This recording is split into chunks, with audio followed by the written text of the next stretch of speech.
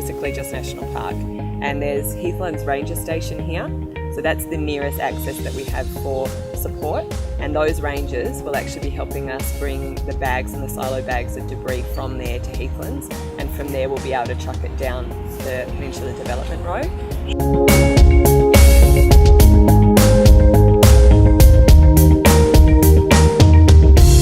We also have the Indigenous rangers from Ingenue, and that includes traditional owners for this area as well. So they'll be sending a team down to help us with the manhandling of the debris off the beach.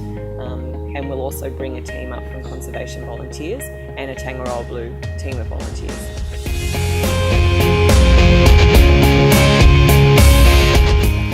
Where you got to go today is this beach here, Cape Flattery Beach, and that's just north of the Mackay River.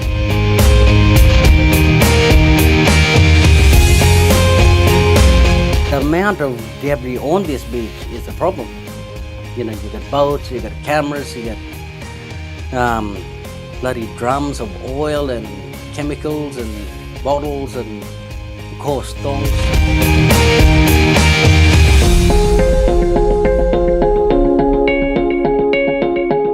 It's a constant battle trying to, if anyone wants to do that, because we can't actually complete the whole thing with other jobs we have on our plate. I worked in Cape Flattery for 5 years, and in that 5 years I've seen so many things being washed up on the beach. You look at everything else from foreign countries, you know, and even Australia, but you know, the usual thongs and bloody plastic bags, and you know what, it'll kill a turtle or dugong if they eat it by mistake.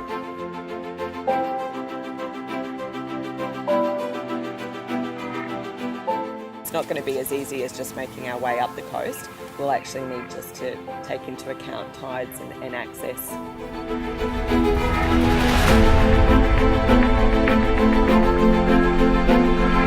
We just did one of the many crossings. As you can see, we probably went through, 4 or 5 feet of water. It was certainly over the hood of the car. And so Haiti, what happens if you get stuck out here?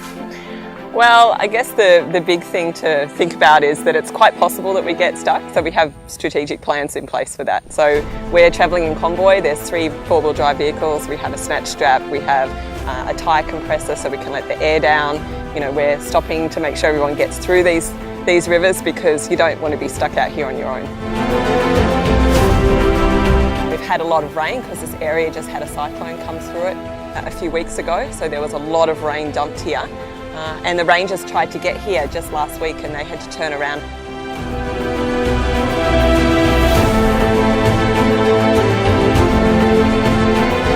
Pretty close out to Cape Flattery, and we're looking forward to seeing what lies ahead. There's quite a bit of work to be done out there, and a huge marine debris issue.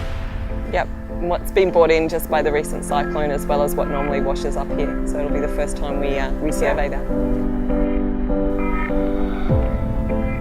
Yeah.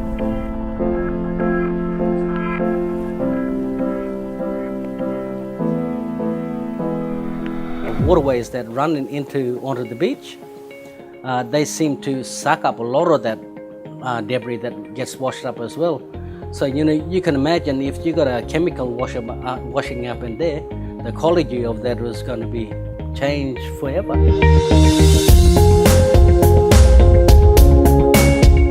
70% of it has got to be foreign, if I had to guess, you know. So I can't say it's just from one country. It's from many countries. We've got, you know, a whole heap of bleach bottles here.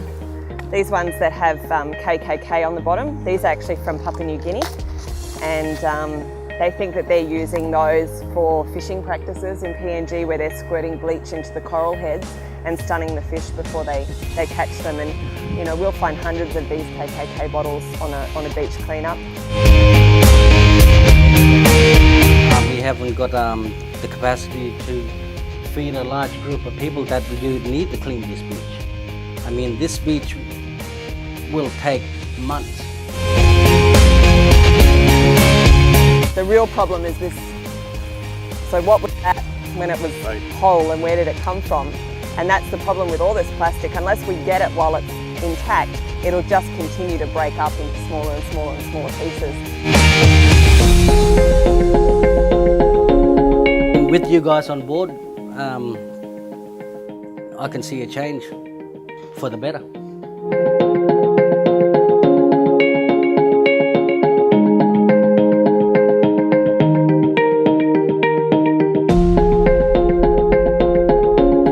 Well, the whole world's accountable for the environment. The whole environment, we're dependent on the survival of the environment.